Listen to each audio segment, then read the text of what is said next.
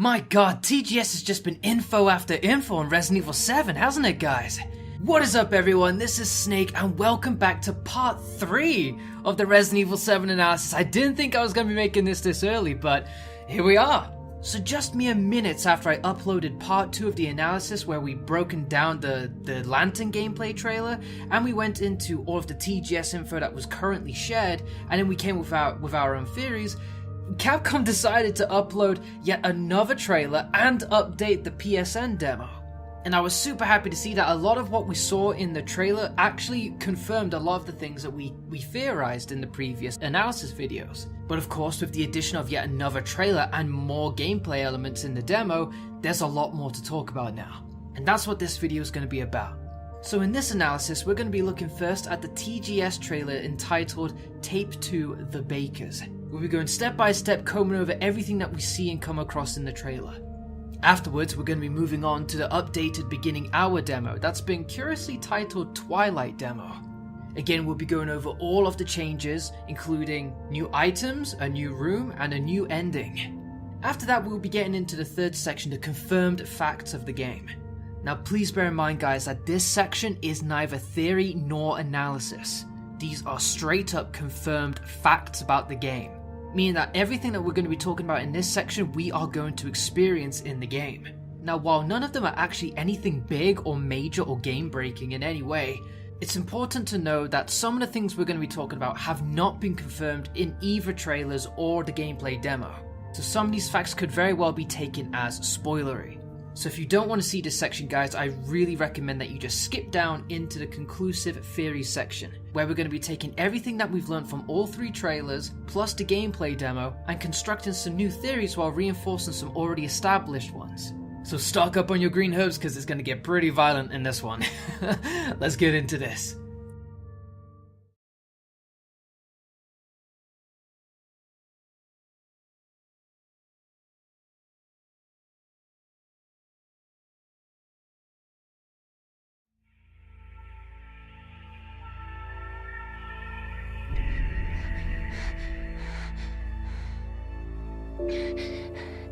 Ethan, you were right. I did lie to you. I shouldn't have. All I can say is that if you get this, stay away.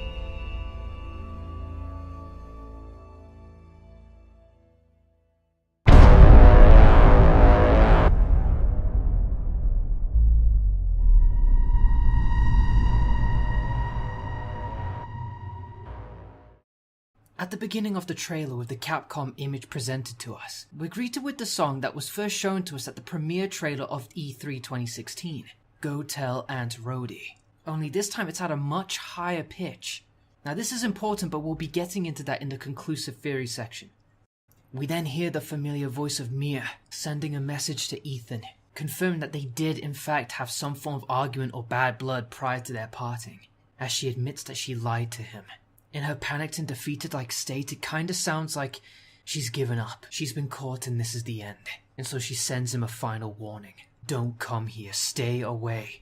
What is interesting to note is that while Mia is sending this message, the image of a car traveling on a road can be seen, later followed by a first-person perspective walking through the woods.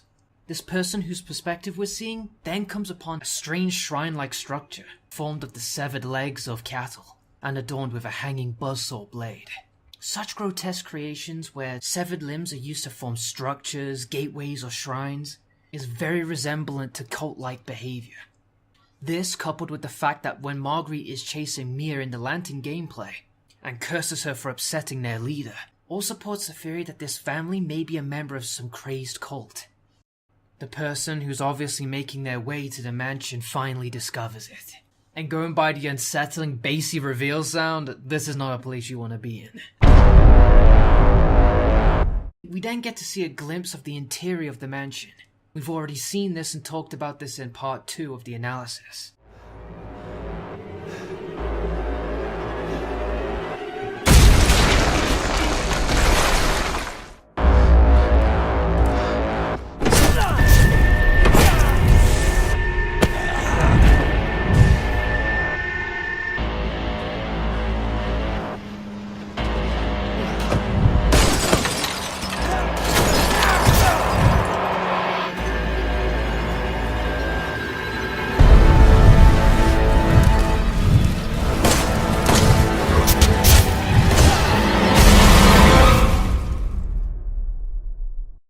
character is then seen running through some dark, cramped hallways, and going by the strained breathing noises that the character makes with playing as a male. This is further confirmed when Jack literally smashes through the wall Mr. X style and proceeds to batter the shit out of us with a shovel. The character lets out some pain groans, again confirmed that he is a male. So this trailer has so far been the story of this male character, perhaps hearing the message of Mia, gets into his car and drives towards this mansion, the place that he knows that she was last seen. He comes to the end of the road and makes the rest of the way by foot, finding the strange shrine and eventually the manor. Going inside obviously opens the doors to his own horror. So it's very fair to say that the person that we're playing as in the main game is Keith, and we are looking for Mia. The fact that Jack can single-handedly thrust a shovel through a wall and then just walk through the rest of it implies that he is beyond superhuman when it comes to strength and resilience. This is again further backed up by the premiere trailer in E3 2016, where we get a quick glimpse of Jack carrying a woman over his shoulder while dragging another character by one hand, seemingly effortlessly. We see Keith try to escape the situation with Jack, only to be grabbed by the face and spun around to face this freak of nature. This, I feel, is going to be a very exciting gameplay mechanic for VR users, where they're literally having their face grabbed and yanked away from them. And I'm personally looking to get PlayStation VR just for this game. We then see Keith stumble upon what appears to be a crime scene in a garage, with a police officer investigating a smearing of blood on the floor. Perhaps Keith filed a missing persons report and the police are investigating. Taking too long with the investigation or feeling very personally involved, maybe Keith goes by himself to try and see what he can do. Or perhaps this is an entirely different situation altogether.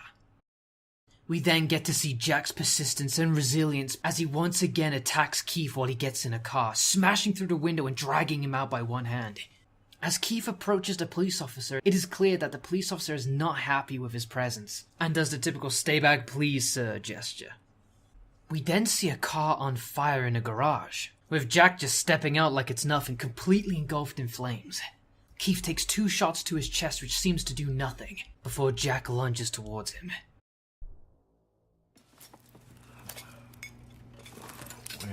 Where am I? What the hell? Rise and shine, sleepyhead. It's time for supper. Who are you people? Eat it. It's good. Dumb son bitch wasn't no good if it hit him. Lucas! Damn, old man, not again. Get out the way, Marguerite. Hit boy's got to eat. He got to have his supper. Come here, boy. Let's do this. Come on. Oh shit, he's not eating it, Jack! He's not eating it! Shut the hell up, I Marguerite! made that for him! Get the hell out of here! You're a son of a bitch! Oh, I can't believe it, you son of a bitch! He's not eating it! He's not eating it!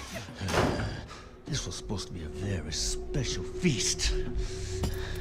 Come on, boy.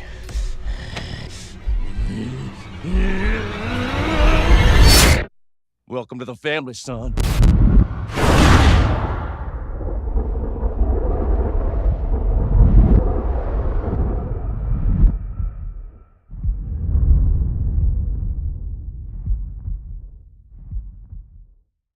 We then cut to a beyond messed up scene of a family dinner. Keith wakes up to see Jack, Lucas, and Marguerite Baker at the table with him. One can only assume that after the explosion, Keith lost consciousness, and Jack, being Resident Evil 7's nemesis, and unaffected by the explosion, takes the opportunity to capture him. He's clearly restrained as he doesn't have the use of his hands. Plus, we can also see a screenshot here, further confirming that Keith isn't the most comfortable one at the table. We also quickly get to see a glimpse of what may be Jack or Marguerite's mother, a very elderly lady who seems to be more dead than alive. Out of all the members of the Baker family, Marguerite by far shows the most signs of being the most excited or crazed one, enthusiastically fingering her food and breathing quickly. Lucas seems to be holding true to his bad seed reputation by constantly barraging Keith with food, to which Jack responds in a sudden and aggressive manner, driving a knife through Lucas's arm and slicing it down to the point it should be cut off, but instead remains attached yet mangled. What's interesting here is that Lucas says, "Ah, not again, old man," meaning that this seems to be a regular punishment towards Lucas. So here we can clearly see that the family shares some form of either rapid regeneration or extreme resilience to physical trauma. Jack is clearly the leader of this family and doesn't hesitate to use violence against them to assert his authority. Jack then tries to force-feed Keith this putrid, rotting flesh, to which Keith rejects and spits out. This pushes Marguerite over the edge. She loses it and acts like the whole world is ending. Jack then explains that this was supposed to be a very special feast, before taking a knife and, I suppose, prying Keith's mouth open in order to force-feed him the food. Both Jack and Marguerite seem fixated on trying to make Keith eat this food, and showing some form of twisted acceptance or care towards him. Marguerite says she prepared the food for him, while Jack tries to help him eat, saying how it's important that he needs to eat his supper. The trailer then cuts to a black screen, but we can only assume that Jack succeeded in forcing Keith to eat the food. This is when we hear the all too familiar line, "Welcome to the family, son." That ending, coupled with the behavior of Jack and Marguerite, implies that this food can play some significant part into what's going on in this world. But we'll get into that later. We then get a close-up, heavily distorted and fast shot of a girl, and the trailer ends. So previously we theorized that the demo was not yet complete and we needed an update in order to progress the story. And it turns out we were right, and last night we received an update to the beginning hour demo, and with it came a number of changes. The first one you're going to notice is at the beginning of the demo. As the character makes his way up to his feet, and you look to the right to face the portrait, it's been replaced with yet another. In the original version, a colour photo of Jack and Marguerite was seen. They were already pretty elderly in appearance. The one that replaces it in the Twilight version is a grayscale black and white photo. This time it's of the whole family. We see Jack, Marguerite, Lucas, and another child. Again, Lucas and this kid are both children. Plus, Jack and Marguerite look much younger in this photo compared to the original, so clearly this photo was taken much further into the past. If you remember in the derelict house footage, Andre gives a brief summary of the Bakers. They were a quiet family, Jack, Marguerite, and Lucas Baker, with Lucas being a bad seed with many bad rumours about him. Not once did he mention this little girl. What's interesting to note as well is that the little girl seems to be of Asian descent, clearly different to Jack and Marguerite both being Caucasian. We'll be going more into this girl later, but for now it's just important to know of her existence. Leaving the starting living room and turning to your right, you'll instantly see the second change in the demo. The locked door with the broken knob is surrounded and covered in mold, both on the walls and the door itself. For some reason this wall is deteriorating. Perhaps the source of it is on the other side, but for now the door remains locked.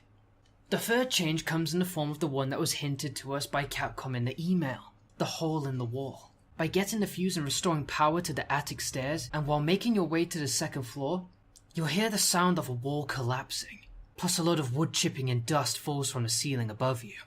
Heading to the room with the telephone in reveals that the wall has in fact caved in, revealing yet another room, and it turns out to be a bedroom. A few familiar mannequins return and a load of boxes litter the room. Strangely enough, there are 3 chairs, hanging on the wooden beams above you. By using the axe to smash the taped box in the left corner, you can receive some handgun ammo. You can also find some more by looking to the floor on the right of the bed. Turning to your right as you enter the room, you can see a ladder that reaches towards a window, a possible way out, but sadly it's locked with no means of opening. Near the bed on the table you can find a basement key, but again we have no means of reaching the basement right now. Just to the right of the ladder, on top of one of the TVs you can find an object made of celluloid. Upon closer inspection you'll discover that this is actually a mannequin hand. I don't need to tell you what you need to do with this. Instantly you put the finger on the hand, which creates a hand with a pointing gesture. Examining the hand says that it's a mannequin hand with a finger and also part of its thumb. I've tried pointing this at every mannequin I can see. I've tried using it with every drawer, the video player, every lock you can find. I've tried equipping it, hotkeying it to the D-pad. I've tried pointing down into the basement, but sadly I can just not find anything to do with this hand right now. A little bit further to the right of the TVs that you found the celluloid hand, you can find what looks like child's writing scribbled on a wall. Upon examining it, it reads, 5 guests murdered, but where is unknown. Nothing to point to their final gravestones. Everything about this smells like a riddle, but also potential story elements. 5 guests were murdered? but where is unknown. With nothing to mark their grave sites, I took it upon myself to find areas or objects that could resemble each of these 5 missing guests. I first thought of the wicker men hanging underneath the 2nd floor stairs. Turns out there's 7 of them though. I then thought, what about the ghost sightings in the VHS footage? But again, there's 7 of those. I then turned to the mannequins, but once again you guessed it, there are 7 of those. So as of now, this riddle remains a mystery. Now when you pick up the basement key, the phone rings again. And again, a voice that sounds very much like Ada talks to the player character. Did you find what you were looking for? Who's this? And what the fuck is going on? What do you mean? Everything seems fine to me. Just remember, all doors can be opened. If they couldn't, they wouldn't be doors. What? But some doors must remain closed. For now.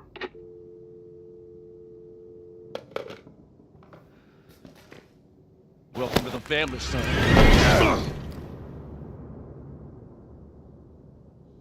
As the phone call ends, Jack instantly jumps to character. There's no freedom to try and keep your back towards a wall to prevent being caught or anything like that. He instantly grabs you. And we're greeted with yet another message. The end of the path is near. So the fact that we still can't open doors, plus the fact that the voice on the phone says that every door can be opened, otherwise it is not a door. This implies that every locked door that we've come across in the demo can in fact be opened, and may also mean the same thing for the actual main game. But then she lays on the dick killer. Some doors must remain closed for now. That, coupled with the ending message, the end of the path is near. Sadly guys, this all suggests that there is another update incoming. Now personally, while I originally thought that the idea of an update to a demo was pretty cool to keep the longevity of the demo alive, the fact that there's going to be multiple updates sounds a bit ball-achy, and I know we're close to the release date, but I was really hoping to finally get the ending of the demo today. But sadly we've got to wait longer for yet another update, which I'm pretty sure is going to be the final one. And that sadly is all the changes that we've received in the demo so far. I know a lot of you, like myself, may initially think, oh man, really? That's it? But there is something to actually be taken away from this, and again we're going to get into that with the conclusive theory section. But for now we're moving on to the confirmed facts section. So again guys, while not anything that we're going to be talking about here is game breaking or plot unraveling or anything like that, it can still technically be considered spoilery. So if you want to go in completely blind, I suggest you skip this part and go straight to the conclusive theory section. But other than that, let's get into it. So I'm sure we're all familiar with the ESRB in video games, but for those of you who aren't, they are a company that assigns age and content ratings for video games and apps, indicating the appropriate age group for the content involved. So if you've ever seen like an E for everyone, T for teen, or M for mature, that's ESRB. And it's the reason I couldn't buy Resident Evil 3 Nemesis as a kid, and I had to convince my mum to get it for me. So while these ratings are stamped on the cases of games as you purchase them, they're also at the beginning of trailers, meaning that the ESRB has to be aware of all the content that will take place in a video game before they can make their own assessment and rating. Even way before release, the ESRB needs to be privy to all this information in order for them to give their rating to the very first trailer that a company releases on their video game. This practically means that the ESRB knows everything that's going to happen in a video game way before the first trailer even surfaces. And while it has been removed now due to spoiler reasons, I'm sure, the ESRB did post a rating summary on Resident Evil 7, explaining why they gave it the rating they did. The summary goes as follows. This is a survival horror game in which players assume the role of Ethan, a man searching for his wife in a derelict mansion. Now we were already able to discern that from the beginning of the Tape 2 Baker's trailer. From a first-person perspective, players explore the environment and use pistols, shotguns, flamethrowers, explosives, and chainsaws to kill mutant creatures. Now while the pistols and the shotguns are a given in a Resident Evil game, the flamethrowers were confirmed in the pre-order bonus items tweet by Capcom. However, I had no idea that we were going to be using chainsaws to kill mutant creatures. Now mutant creatures is a bit of a vague name that could practically mean anything. Hell, Jack, as he is, could very well be described as a mutant creature simply due to his inhuman strength and his resilience. But whether we're going to be facing more grotesque or more disfigured creatures, it's not a stretch of the imagination. Plus, it could very well support the idea that there are more members of this cult or family lurking around the mansion. Combat is accompanied by realistic gunfire, screams of pain and exaggerated blood splatter effects. That's how combat's supposed to be. As players progress through the story, cutscenes can depict instances of gore and intense acts of violence. Here we go. A character's arm dismembered by a chainsaw, a man's leg taken off at the knee with a shovel, a character impaled through the face with a shovel. Some areas also depict mutilated corpses with exposed organs. The words fuck and shit are heard in the dialogue. While the main character of the beginning demo does say fuck in the phone call cutscene now, and Marguerite absolutely loses her mind and starts screaming shit, shit, shit, we've already been exposed to this. But the interesting thing here is obviously the chainsaws to kill mutant creatures, and all of the ways that people are getting messed up in cutscenes here. Now we've seen Jack in a shovel with the Tape 2 Baker's trailer, so it's definitely no stretch of the imagination to assume that the person who's taking off a man's leg at the knee and the person who's impaling someone through the face with both a shovel is Jack himself. And that once again brings us to the theory section of our video. And there's a lot to talk about, considering that the TGS trailer was composed of entirely new footage, and the fact that the demo got updated. But first of all, let's recap on what we know to be a fact based on this new information. In the previous analysis, we theorized that Jack may be the new Nemesis or Tyrant or Mr. X of Resident Evil, a seemingly impossible to kill enemy who's constantly pursuing us. And it turns out we were right. As you can see, Jack smash through walls in order to get us, throw us out of cars. He takes shots to the body while engulfed in flames, and he doesn't seem to give a shit. It is almost certain that Jack is going to be a constant threat throughout the game. Much like Nemesis, we're most likely going to have the ability to either fight or flight. If we run away, we most likely conserve ammo and avoid being hurt. However, in Resident Evil 3, if you do stand your ground and fight Nemesis, nearly every time you get rewarded with some form of item drop or a new weapon. Whether that's also going to be the case in Resident Evil 7 or we're going to get some other perk for defeating him, I'm not too sure. We also theorized that Mia and Ethan did have some bad blood and ended up splitting up before getting messed up in their own solo situations. Again, that turns out to be true in the trailer. Mia admits to lying to Ethan. What about? We're not sure. But the beginning scenario of the trailer is most likely Ethan receiving Mia's warning message and deciding to go on the road to try and find her, which will most likely be the beginning setup for the main game. It's still hard to say how Lucas is going to play a part in this. If I had to guess, I'd imagine he'd be that sick, crazed, disturbed kid who likes torturing. He too may want to hunt us down in order to perform his little games on us.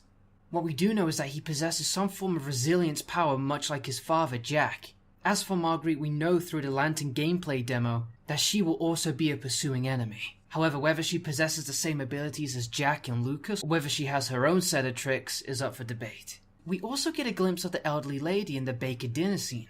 Now, while obviously due to her age, she does strike a resemblance to the person that we see in the wheelchair at the end of the first trailer, she doesn't seem half as lively. Maybe she wakes up for short periods of time, or this is a different character entirely. So I want to talk about the dinner scene in more detail, specifically the food itself. Now, while its contents seem to be a mass of putrid rotting flesh, it's the amount of reverence that Jack and Marguerite put on the food itself that's important. When Keith refuses to eat the food, we see Marguerite completely lose her mind, as if panicked by the situation. Now, this could just be her excited mentality, and she feels offended, so she just goes on a bit of an outburst, but she seems genuinely panicked at the fact that he's not consuming the food. Oh shit, oh shit, oh shit, he's not eating it, Jack! He's not eating it! Shut the hell up, Marguerite!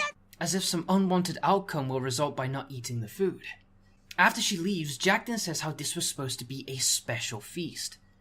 Now, he could just be saying that, oh, this was supposed to be a nice moment between the family and the new family member, right? But what if it's the family's way of inducting new members into their family or their cult? What if by partaking in this plagued food, one becomes more Baker than human, and that they begin to lose their mind and gain these new powers and become one with this cult or family-like entity? Trace your mind back to Resident Evil 4. After Leon gets knocked out after trying to roundhouse the big cheese, he is injected with the Las Plagas. And with this, he's slowly becoming more Los Illuminados than Leon Kennedy. He's becoming more Baker than human. What if by consuming this food in Resident Evil 7, the same effect may happen to Keith, the main character? We see what is most likely Jack prying a knife into Keith's mouth, opening his jaw so that he can force feed Keith the food. It's clearly important to the family that Keith consumes this food. What other reason would there be if not just to disgust the player by eating something putrid? Plus, immediately after that scene, we hear the famous line, "Welcome to the family, son." This could be the trailer's way of telling us that Keith has now technically been accepted into the family, as it's only a matter of time before he succumbs to the effects of what he's just consumed. So again, like Resident Evil 4, the story may branch off in that Keith needs to find a way to reverse what's happened to him before it's too late. So it's a possibility that whatever is in the food is considered the new Lost Plague, as it's considered the new T-virus. Okay, now with this theory, guys, we're going to go into Crazy Town a little bit, and be warned, this is pretty creepy. I'll be throwing you some links, feel free to check them out. Be careful if you're using headphones, because some of them can blast your brains out. But what you may find might keep you up at night. So at the end of the Tape 2 Baker's trailer, straight after Jack says, "Welcome to the family, son," we get a blurry close-up of a little girl before it cuts out to black. If you remember playing the Twilight demo and looking at the portrait, you'll remember that there was a little girl sitting with Jack, Marguerite, and Lucas, who Andre failed to mention when talking about the Baker family. It's as if she was removed from the family's history. If we take a look at these extremely quick 2 stills in the Desolation trailer at E3 2016, we see a young woman's face scratched out with black pen. She looks much too young to be Marguerite. Her black hair may suggest that this was the little girl in the family portrait in the Twilight demo. The next still is again of a woman, this time clutching what may appear to be a baby, but heavy deterioration through what looks like burn marks seems to get rid of the child. Now this could be a picture of Marguerite with this very same little girl, who was erased from the family's history, and whose face was scratched out with a black pen. Shortly after in the trailer we see a close-up of a mirror, and when the lightning strikes upon it, a very fast silhouette of 2 characters can be seen. While the taller character is definitely a male, and could very well be Jack, though skinnier, the woman on the right is much smaller, and it's hard to discern her age, so this could very well be Marguerite. Or once again, it could be this mysterious female character we're talking about. Now what could drive someone to lose their mind and be extremely obsessive over children and babies? Perhaps the loss of a former child can instill this need to be more maternal towards those around her. And we already established that Marguerite seems to have this obsession with babies and children and wanting to look after them in the second analysis video. So what caused this? Now it could be her mental state, she's completely losing her mind in this crazy cult-like situation. The food that she's eating is maybe plaguing her mind. But what if she was that woman cradling the baby in that photo? She clearly loved that child. But something happened that took this child away from the family. What's interesting to note that at the E3 poster of Resident Evil 7, we can see the mansion depicted in the poster, but in the middle is this strange, mysterious little girl. Obviously, she's going to be playing a big part in the story. Now, as much as I hate to bring you guys back to this situation, let's look at the ghost sightings one more time. Now, throughout the VHS section, we know that there are ghost sightings. A young woman in a white gown can be seen appearing and quickly disappearing throughout certain areas in and outside the house. It is clear that this is not Marguerite. As for one, Marguerite is not dead. She cannot be a ghost. But secondly, the ghostly image is way too young. It is my assumption that this ghost is the little girl that was parted from her mother, Marguerite Baker. Now trace your minds back to the E3 2016 trailer. A song is playing throughout the trailer. A song called Go Tell Aunt Rhody. Now I won't play the song here due to copyright reasons, but we will talk about its lyrics. First of all, it's important to note that this song is a variation of a Western South country song, also entitled Go Tell Aunt Rhody. However, this song talks about a dead grey goose, and how all the members of the goose's family is sad because of her death. However, the lyrics in the Resident Evil 7 version are quite different. First of all, the song starts off with Go tell Aunt Rhody that everybody is dead. The song then reads as follows. I was raised in a deep dark hole, the prisoner with no parole. They locked me up and took my soul. Shame though what they made.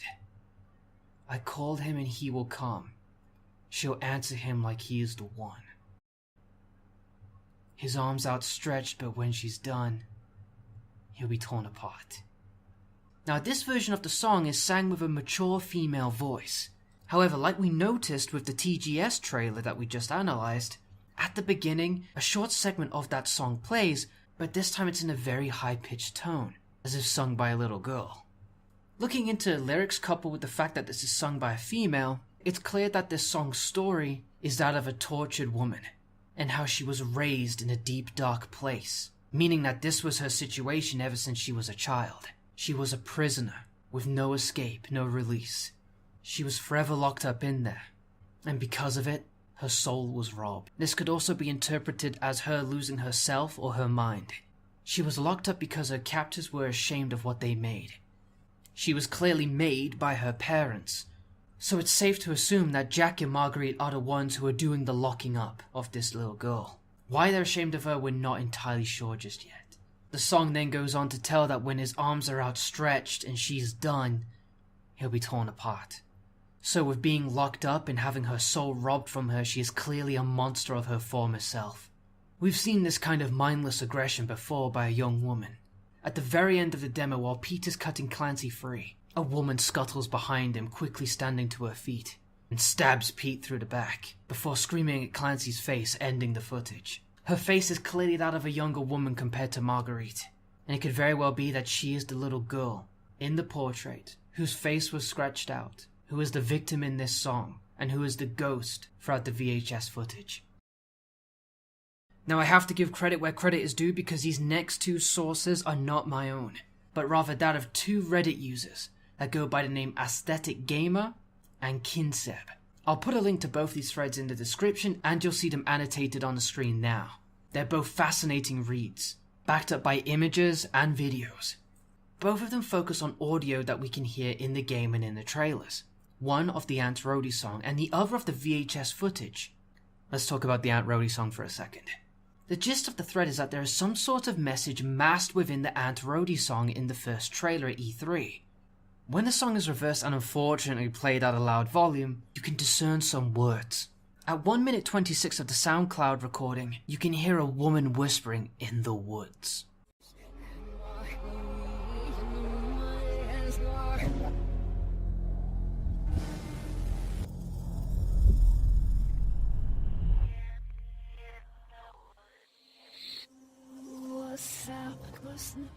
Towards the end of the recording, straight after a very loud, shrillful noise that honestly made my heart stop, you can hear a disgruntled voice and screaming. Okay, let's talk about the VHS Derelict House audio recording. This gives me fucking shivers on my arms. I've got them now just talking about it.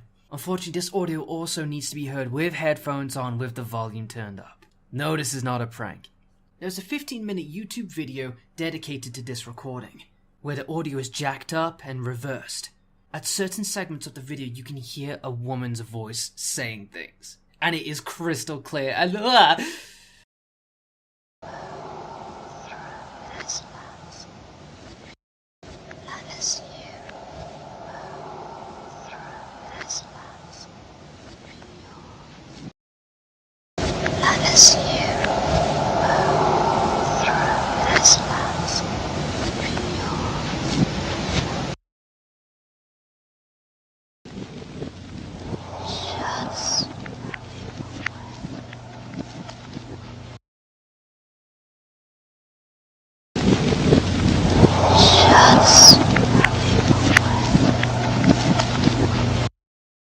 voice is so clear and creepy, and it's just so creepy to think that we were subjected to that, but yet we couldn't hear it. This coupled with the fact that during the VHS section, the ghost is trying to appear in front of us many times, but can only do so briefly. It seems she's trying to communicate with us. She's trying to send a message.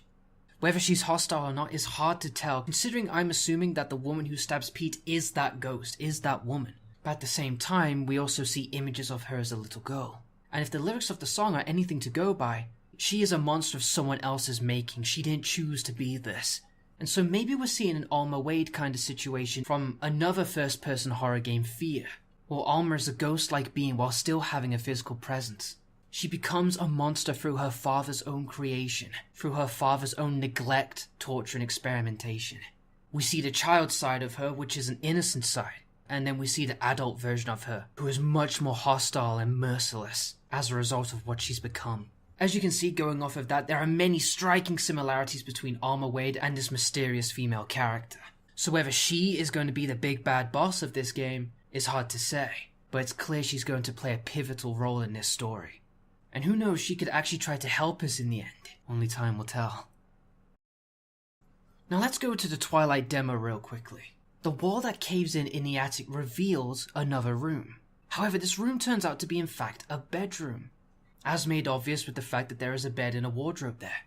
The main door to the room is boarded up on both sides. Clearly whoever was going to be put here was made to stay here.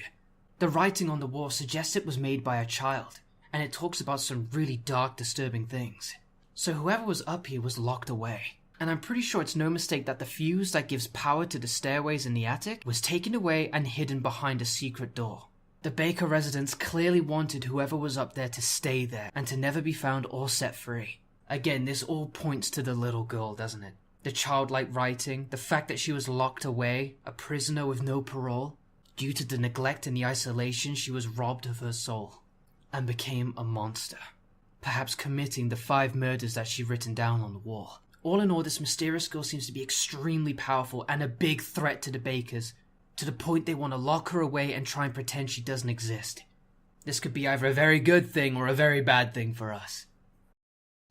And with that, guys, that brings us to the end of our 3rd analysis video. Give me some skin! Oh yes! This was a pretty creepy one, I gotta admit. I'm gonna have a hard time sleeping tonight. But I hope it didn't spook you out too bad. Or if it did, that's great, it's a horror game. But for now, guys, that is gonna be the end of our 3rd analysis video. I hope you enjoyed it. What are your thoughts on specifically the food virus kind of concept and this little girl? All of the evidence and the theory and the kind of compiling that we've brought together in this video, I think it builds a really strong case towards our identity. Anyways, guys, I hope you enjoyed this video, and again, I hope it's revving up the hype engines for Resident Evil 7 even more. The moment I completed the Twilight demo, I was given the option to pre-order the game, and I'm happy to say that I pre-ordered the deluxe edition of Resident Evil 7. I'm hoping to get PlayStation VR as well, so I can deliver the ultimate day 1 content for you guys on this game. By pre-ordering the deluxe edition as well, we get access to immediately the hardest difficulty, which is just yes! And also 3 single-player DLCs that will be released in the future. So if you like this video, guys, please tell me your thoughts, please give it a like, and let's get some discussion going. I love hearing your theories and your own thoughts on the game. I'm constantly producing more Resident Evil content as well, so if you want to check that out, feel free to subscribe, guys. And once again, thank you so much for watching. I'll see you during the next demo update. Take care of yourselves, guys, and have a great rest of the day. Bye.